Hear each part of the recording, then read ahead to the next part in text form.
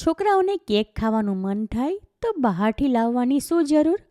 માત્ર 12થી 15 મિનિટમાં જ મેંદા વગર એકદમ હેલ્ધી ચોકલેટ કેક બનાવવી હોય તો આ રેસીપી તમારા માટે છે. હેલો ફ્રેન્ડ્સ, હું જ્યોતિ ગજ્જર સુરતથી. આજે હું તમારી સાથે તેલ, ઘી, બટર કે મેંદો વાપર્યા વગર એકદમ હેલ્ધી ચોકલેટ કેક ઘરે કેવી રીતે બનાવવી એની રેસીપી શેર કરીશ. ઘરમાં હોય એ જ સામાન વાપરીને આ એકદમ સ્વાદિષ્ટ કેક માત્ર 12થી 15 મિનિટમાં જ તૈયાર કરી શકાય. તો ચાલો આજની આ મજેદાર રેસીપી શરૂ કરીએ. કેકનું બેટર તૈયાર કરવા માટે એક મીડિયમ સાઇઝનું મિક્સર જાર લીધું. એમાં 1/2 કપ ઘરનું જમાવેલું મોળું દહીં લઉં છું.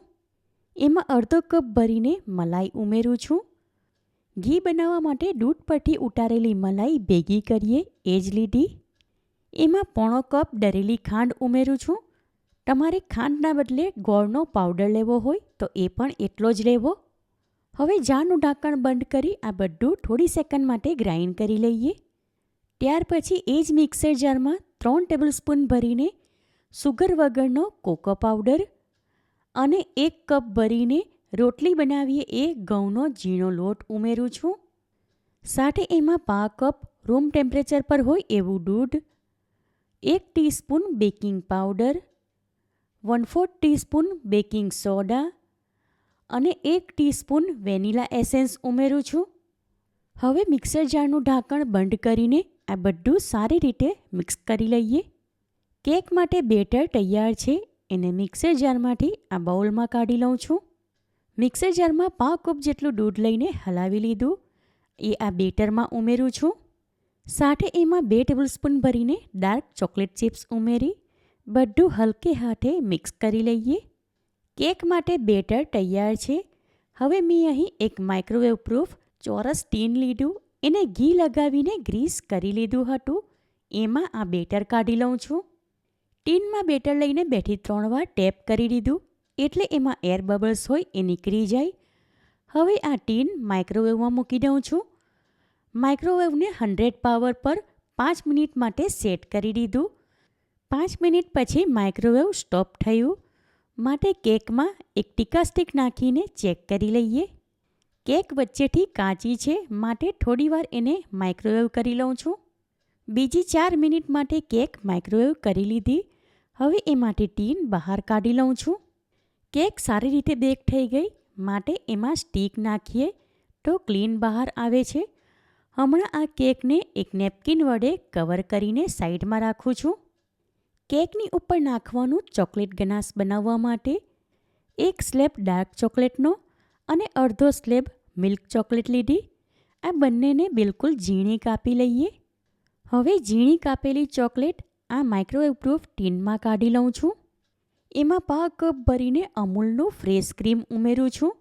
ત્યાર પછી આ ચોકલેટ 2 મિનિટ માટે માઇક્રોવેવ કરી લઈએ. ચોકલેટ માઇક્રોવેવ કરી એટલે મેલ્ટ થઈ ગઈ. હવે એમાં ચમચી વડે સારી રીતે હલાવી લઈએ એટલે લમ્પ્સ ન રહે. સાથે એમાં 1 ટીસ્પૂન સોલ્ટેડ બટર ઉમેરી સારી રીતે મિક્સ કરી લઈએ. ચોકલેટ ગનાશ તૈયાર છે. તો હવે કેકની નેપકિન વડે કવર કરીને રાખી હતી એની ઉપરથી નેપકિન હટાવી દઉં છું. કેક ઉપરથી બ્રેક થયેલી દેખાય છે એમાં ફિલ કરીને એને સરખી કરી લઈએ. કેકને આ રીતે ઉપરથી એકદમ ફ્લેટ કરી દીધી. હવે એમાં ઉપરથી ચોકલેટ ગનાશ નાખું છું. કેકમાં થોડે અંતરે સ્ટીક નાખું છું એટલે ચોકલેટ ગનાશ એમાં અંદર સુધી જાય. કેકમાં ઉપર બધું જ ચોકલેટ ગનાશ લઈ લીધું. હમણાં કેક અને ચોકલેટ ગનાશ બંને ગરમ છે માટે એની જાતે જ ઉપરથી ફ્લેટ થઈ ગયું. હવે આ કેકને ઉપરથી સજાવવા માટે મેં અહીં 1 ટેબલસ્પૂન જેટલી કલરિંગ સ્પ્રિંકલ લીધી. એના વડે કેક સજાવું છું. તમારે એના બદલે ઝીણા કાપેલા ડ્રાયફ્રૂટ કે ચોકલેટ ચિપ્સ લેવી હોય તો લઈ શકાય. મારી પાસે આવી કલરિંગ ટીકડી પણ હતી. એ આ કેકમાં ઉપરથી મૂકું છું.